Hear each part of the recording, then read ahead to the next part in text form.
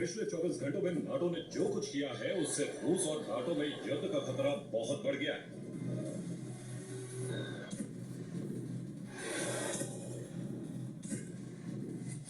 रूस और नाटो में ये टकराव यूक्रेन की वजह से हो सकता है।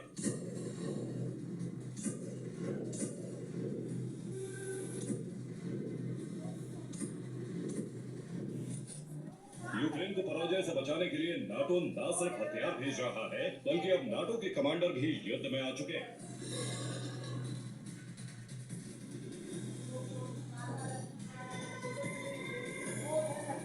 यूक्रेन रूस में जो हमले कर रहा है वो नाटो कमांडर के प्लानिंग का ही परिणाम है।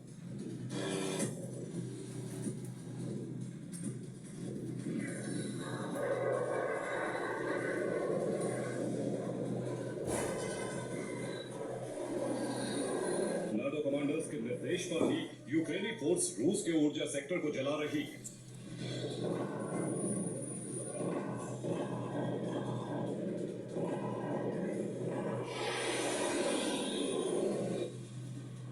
क्रेमलिन को नाटो के षड्यंत्र के बारे में पता चल चुका है, इसीलिए वो अब नाटो को सबक सिखाना चाहता है।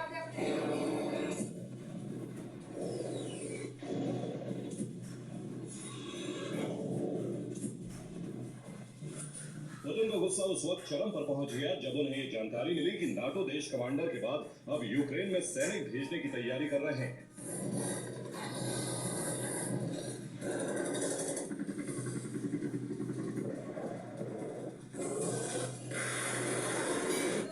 शुरुआत में नाटो करीब 20,000 सैनिक भेजने की तैयारी में। नाटो की इसी तैयारी से पुतिन क्रोध से भर गए।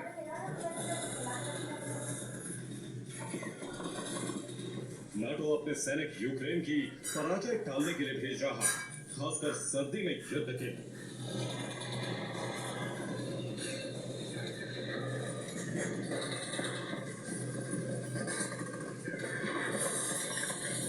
नाटो का यही कदम यूरोप में विनाश का सबसे बड़ा कारण बन सकता है।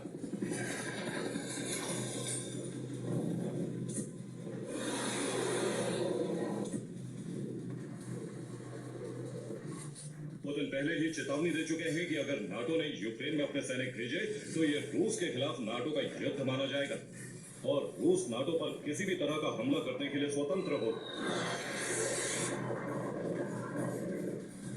ऐसे में अब माना जा रहा है कि रूस यूरोप में मौजूद नाटो देशों को टारगेट कर सकता है।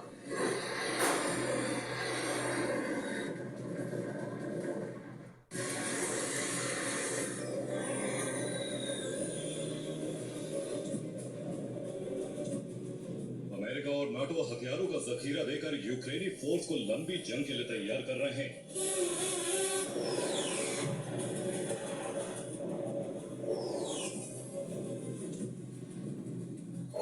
नाटो यूक्रेन को 5,000 करोड़ रुपए के हथियार देने जा रहा है। यूक्रेन और अमेरिका मिलकर हर महीने 25,000 ड्रोन बनाने जा रहे हैं।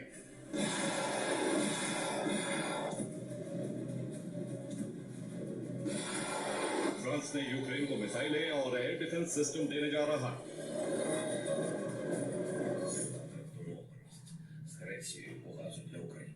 Це буде ще один напрямок постачання газу, щоб безпечити максимально на цьому маршруті газу для